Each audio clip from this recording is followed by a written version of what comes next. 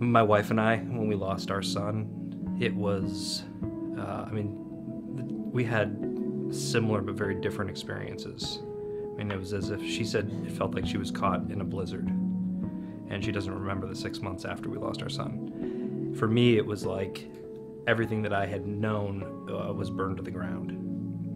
It was like I was in this field of this forest that was just turned to ash and was burning and smoldering.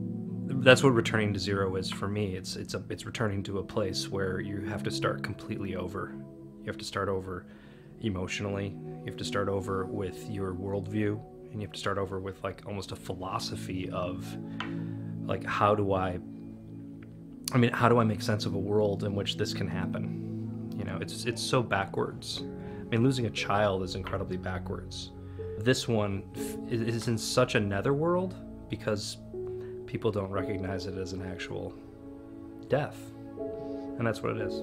As a father of two myself, having not experienced stillbirth, I can still, I think, at least imagine how awful it would be. And that's one of the things that really drew me to this, is that, I was aware of what Sean had been through, and just that he was true to the reality of it in the script.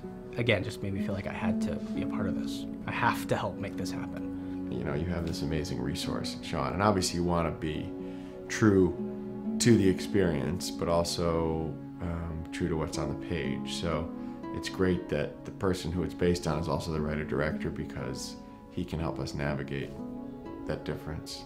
I had a lot of admiration for Sean, that he was so open in communicating, because it helps you to understand what he's trying to relate to the audience.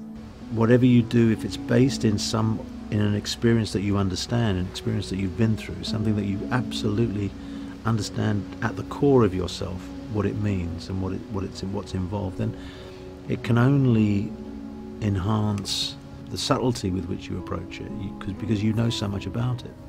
I don't think it necessarily makes it any easier, but it certainly makes it very brave and very honest and incredibly generous in a way to offer that to the world and say, well, I've been through this, and this is what's come out at the end of it.